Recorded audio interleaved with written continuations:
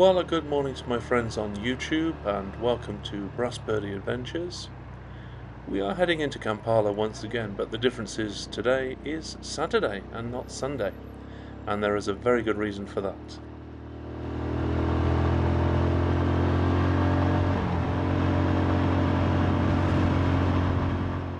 Now, when I say a good reason, I actually mean two reasons.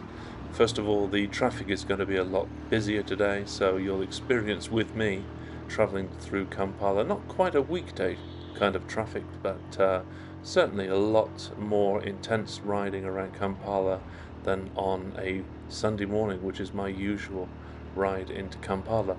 The second one is that I've had the Simba 125X now for just over a year, 5,000 kilometers on the clock, and I thought would be a good opportunity to take you to Simba Automotive, which is just northwest of Kololo and on the Kira Road.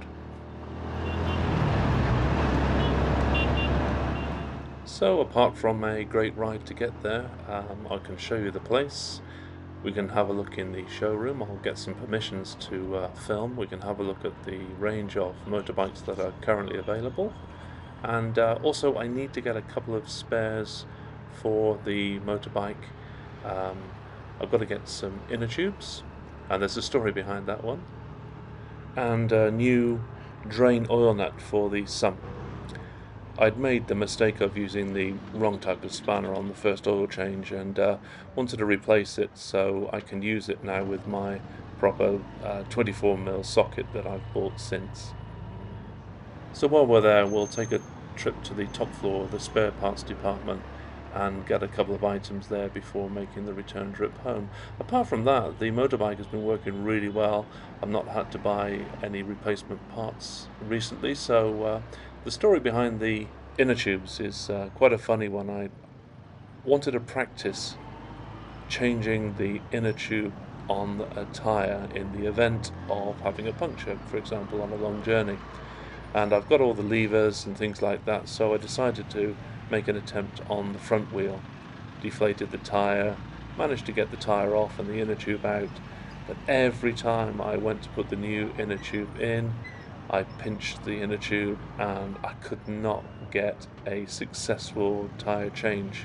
So I ended up going to a local guy who did it for about £2 for me, and also as well never pinched the inner tube while he was doing it. So I watched a few YouTube videos in the meantime, and I will have another attempt, but at least I want to get a couple of spares today, so in the event that I practice again, or at least I can take some inner tubes with me on longer journeys in the event of a puncture.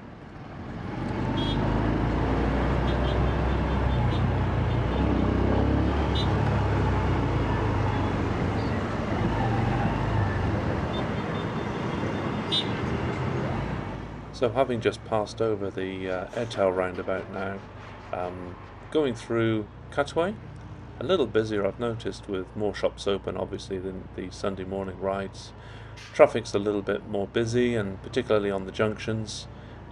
Need to be a bit careful. Feel sorry for this guy here who's completely stuck and can't get across.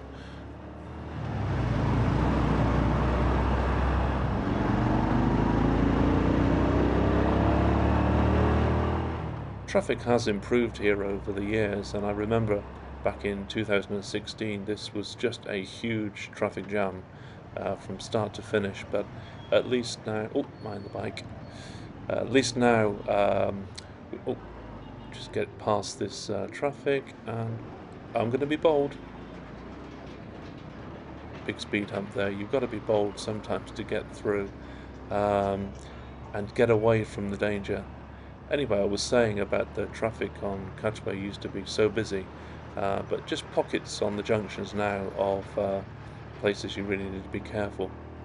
So I'm heading now onto the new road, and going to be a little bit cheeky here and take the flyover instead of going under and using the traffic lights. It seems to me that there are a lot more bodabodas taking this road, so if I get stopped I'll just have to plead ignorance.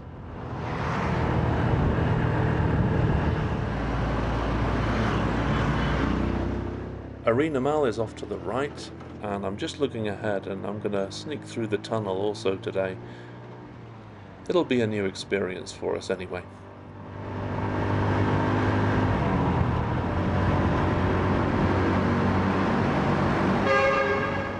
So I forgot to mention that also having the bike a year, it was time for the insurance renewal, and for all my friends in UK, I'm sorry, but it was only £12. I hope you don't get too jealous, to give me that freedom to ride all year. Anyway, this is a police check ahead. The insurances are now linked to a computer system, and what they're doing ahead is that they're checking vehicle registrations against insurance and then just pulling people off, obviously for fines if they're not up to date. So new digital system seems to be working well, and now you don't have to carry an insurance document with you. Maybe just keep it on your phone as a digital image if necessary. So here's today's runner-up of the unusual things to carry on a boda boda, and it is 2 street lampposts. Interesting one, and I made sure I could clear him before pulling over. So just coming up to our 2 railway crossings now, and the first one is the Port Bell line. I'm going to go left at the next junction, and then the second one is the main railway line that goes to Jinja, and the commuter service from Kampala to Namamvi. So traffic is beginning to build now over the railway crossing. We seem to be moving okay up to the lights, but this guy here with the automotive parts is going to have struggled to filter through the traffic for sure. But I'm just going through this one, and then all of a sudden this guy wants to sell me some watering cans. I wasn't expecting that.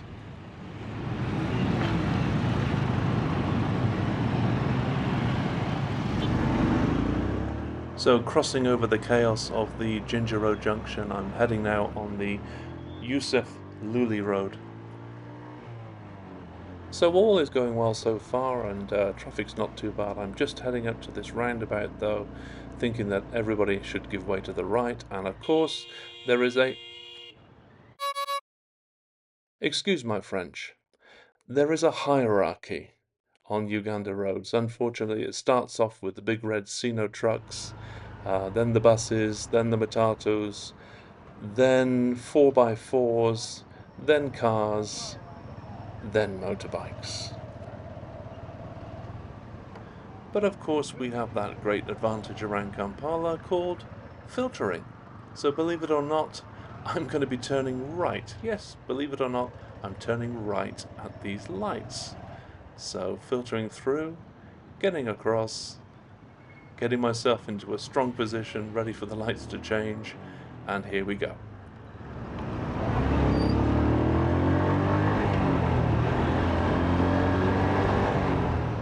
So heading up the hill on Acacia Drive, there is the Kololo Golf Course on my right, and I'm heading up now towards where Simba Automotive is located.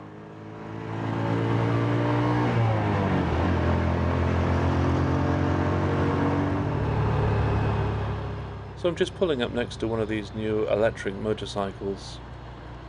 The idea is fantastic, particularly around Kampala, but I've read recently that the charging stations, there are about 35 or so in Kampala, have not been able to keep up with the demand for battery swapping from the riders themselves. So hopefully that will change in the future and will make these electric bikes more competitive.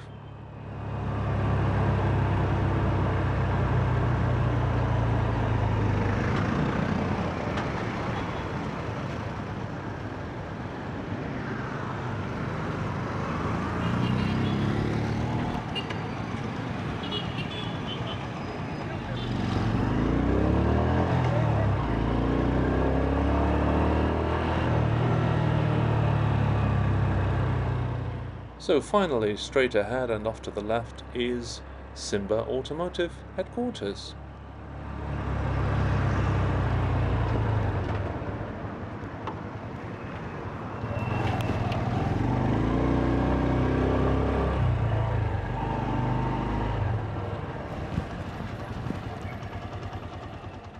So I'm going to be shown to a suitable parking space by the friendly policeman. I need to be careful where I'm filming here because not only is it the headquarters of Simba, but also on the top floor is the Indonesia consulate. But at least I know within this compound my bike is going to get well looked after.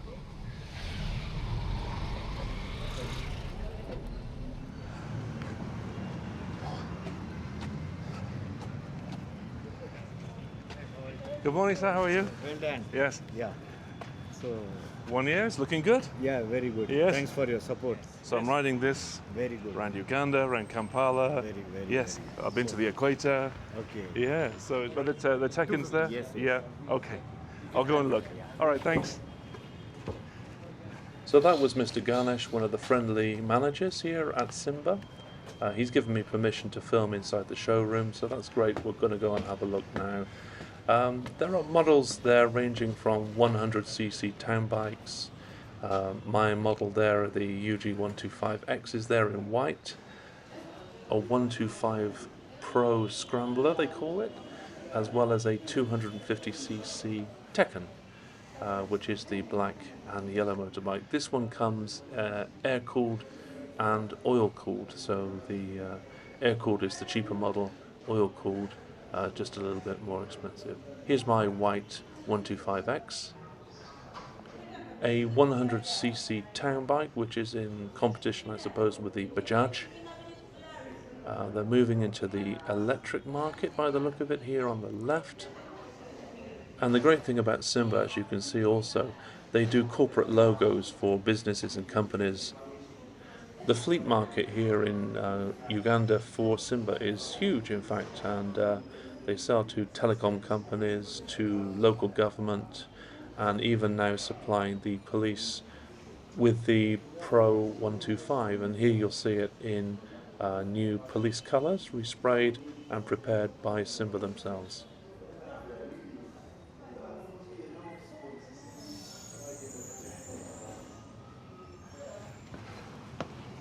So quickly go upstairs now to the spare parts department, and I'll let you know when I come back out how much everything cost. One drain oil nut, £1, and 2 inner tubes at £2.50.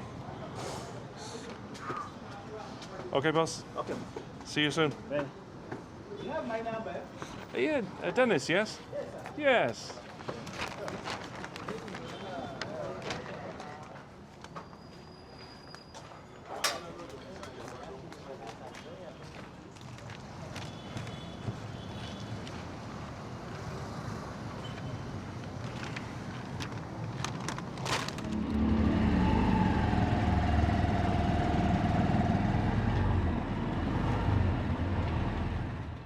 I forgot to mention, just off to the right is the garage and service centre.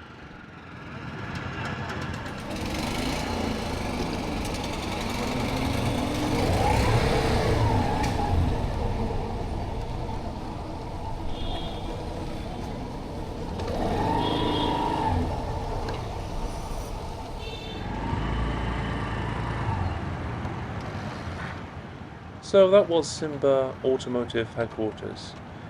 The service centre, the showroom, and the spare parts, all in one place. That's actually quite unusual here.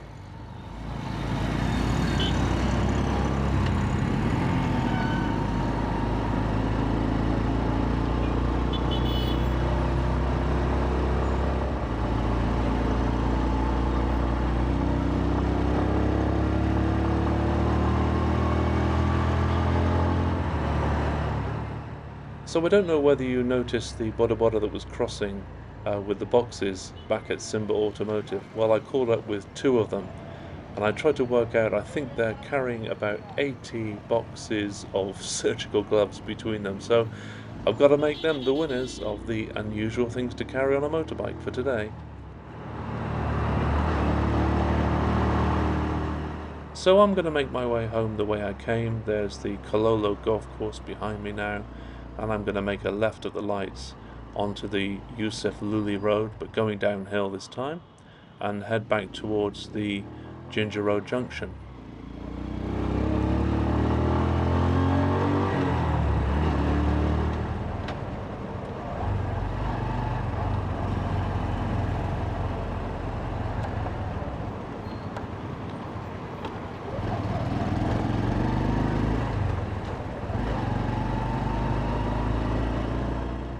Now this is where things start to get a little bit interesting. You remember I mentioned this was a Saturday, not a Sunday. There are a lot of street traders or hawkers out on the junctions, and I'm getting a little bit nervous now because of obviously the camera equipment, and I'm not a local, so I'm trying to hide in amongst all the other boda riders here. There's a preacher off to my left, and I'm not understanding what he's saying, but I'm sure hoping he's praying for us all to get across in one piece.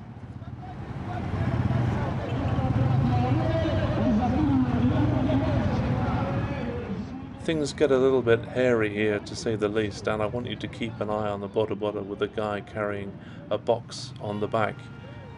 It's just a fight to get through, and unfortunately I get knocked by this guy in the process of fighting my way through the crowd.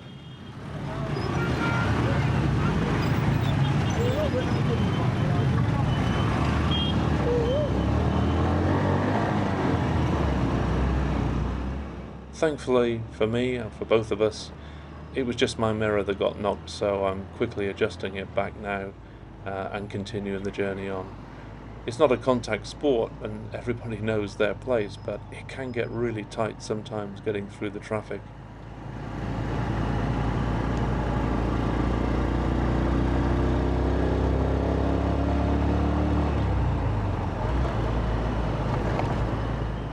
So I'm riding back along Makwana Road and Zambia Road.